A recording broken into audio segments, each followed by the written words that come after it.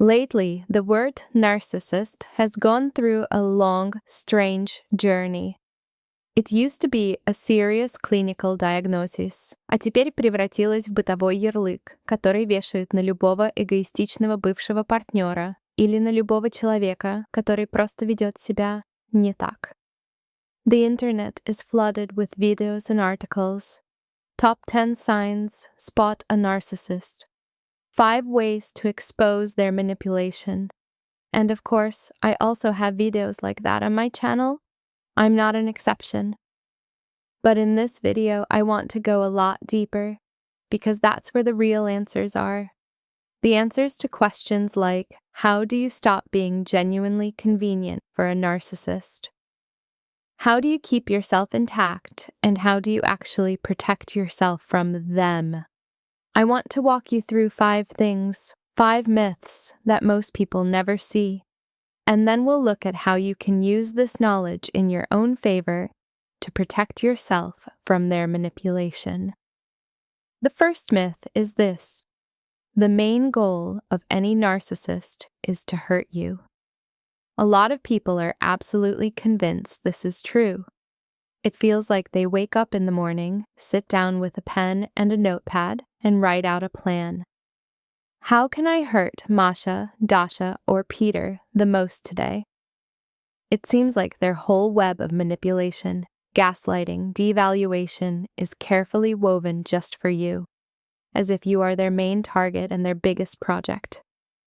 But the truth is much simpler. If you're the partner of a narcissist, you're more of a side effect. Their main goal is to survive. And their survival is not really about you at all. A narcissist is not a predator hunting you down. They're a drowning person. Inside, there's a frozen, unbearable emptiness, and they are in constant panic. They're thrashing around like someone trying not to sink, trying to come up for air, to feel alive for at least one short second. To get that one breath of air, they grab onto you like a life raft.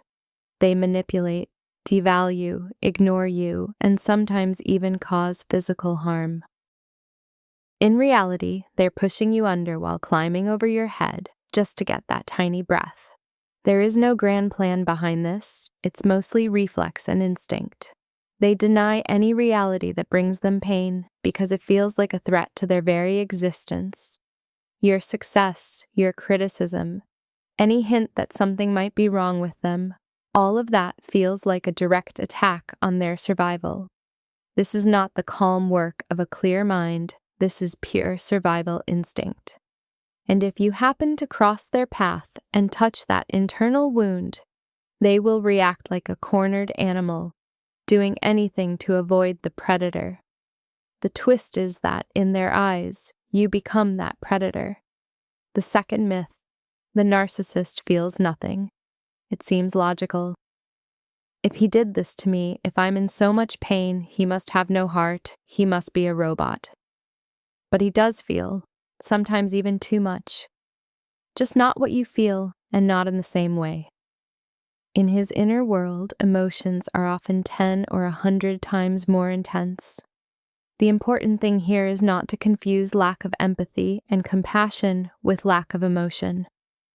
A narcissist is not a cold machine. He's more like an exposed nerve that reacts to the slightest touch. He is a boiling cauldron inside. What's really missing are the higher, complex social emotions: empathy, compassion, warm attachment, genuine remorse. Those mechanisms never developed or they're badly damaged, but basic, primitive, animal emotions are there in excess and they're blown out of proportion. Take fear. It's not just worry, it's a freezing, panicked terror of being exposed or abandoned. Or shame. Not, I did something wrong, but a toxic, all-consuming shame about simply existing. That's why he cannot allow even the thought that he did something wrong. He has to deny it, blame others, twist reality, because accepting it would destroy his fragile sense of self. Add rage, envy, and helplessness to this mix. That's what he is fighting inside.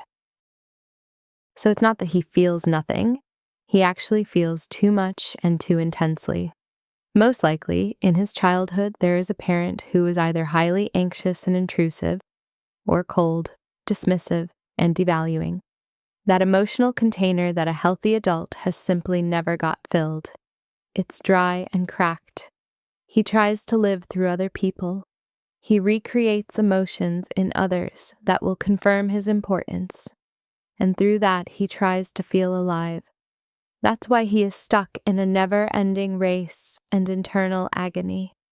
There's nothing stable inside, and all the desperate manipulation that my clients describe in sessions is really just an attempt to throw this burning coal of shame and fear into someone else's hands so he doesn't have to hold it himself.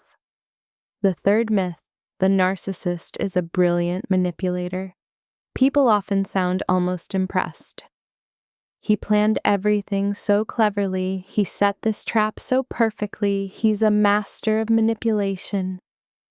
It looks like he's playing a long, complex game, but if you look closely, there's usually no strategy there. There is reaction, instinct, reflex.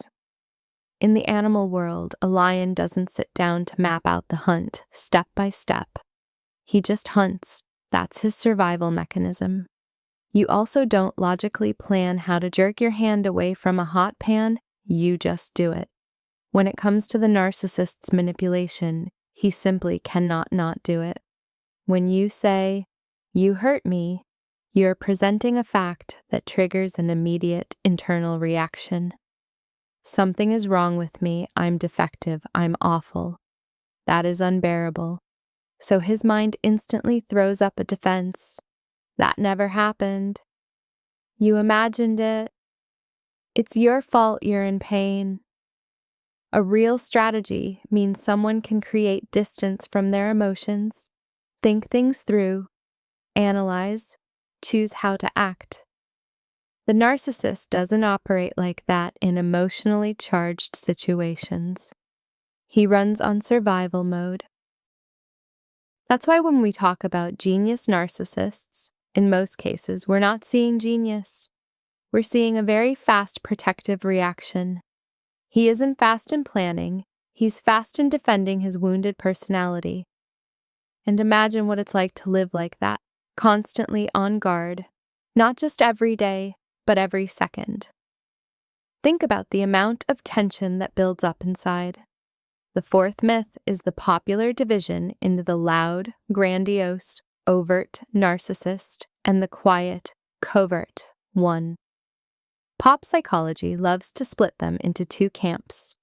The loud, boastful peacock with his feathers on full display, and the shy, quiet, fearful one who manipulates through guilt and pity. It looks like they have nothing in common. In reality, these are two masks covering the same emptiness. Two different ways to get the same thing. Narcissistic supply, attention, admiration, control. The overt narcissist goes for emotional escalation. He shouts, "I'm the best, admire me, remember me, I have to be ahead of everyone."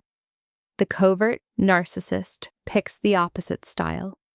Emotional downshifting. He doesn't shout, he whispers. "I am the greatest sufferer. Look how much I hurt. No one understands me. I'm an unrecognized genius. Take care of me, and then I'll finally show you what I'm capable of." In the end, both are equally grandiose. One is grandiose in domination, the other in suffering. Both see themselves as the center of the universe. Both are incapable of genuine empathy. Both use people, devalue, and manipulate them. Inside, the mechanism is the same, only the packaging is different. I'm actually preparing a separate video on covert narcissists, on the tactics they use that most people never recognize as manipulation. This is exactly what plays a cruel joke on their partners, because from the outside, it often looks like they're just sensitive, wounded souls. And the fifth, final myth in this video. A narcissist will change for someone, for a new love. This idea destroys a lot of survivors. You break up with a narcissist and then see him posting happy photos with a new partner, giving her flowers, writing long romantic captions, showing off their perfect relationship. In those moments, a painful doubt creeps in. You start thinking that maybe the problem was you, that you didn't try hard enough, didn't love well enough, didn't give him what he needed. And now he has finally found the right person, has blossomed and changed.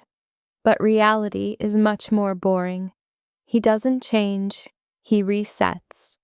This is not a new life, this is the same game starting over. In this movie, only the actress has changed. With this new partner, the same story will play out that once played out with you. Like a textbook.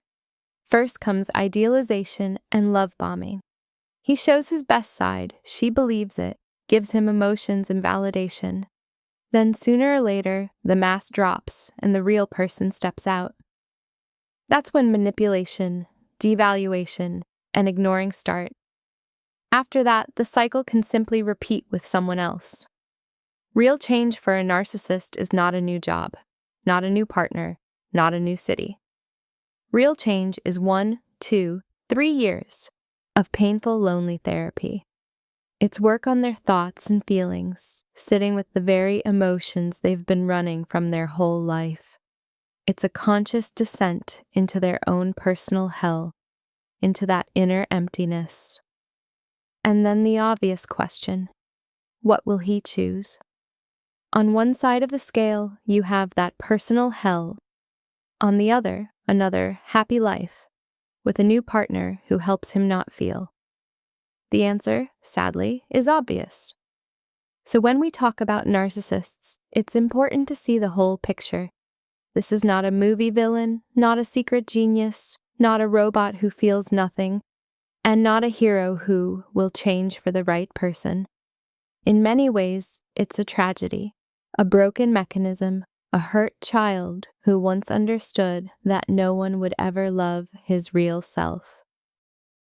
He decided to build a facade, armor so strong that no one would ever see who he really is underneath. And then he spends his 30s, 40s, 50s trying to live a life that doesn't belong to him. From the outside, it may look impressive, achievements, status, social approval. But in that deeper life, where there are real feelings and authenticity, there is very little happiness. If these myths about narcissism resonate with you, share in the comments which one you've believed in and what hit you the hardest. Support this video with a like, subscribe to the channel so you don't miss new breakdowns, and I'll see you in the next videos.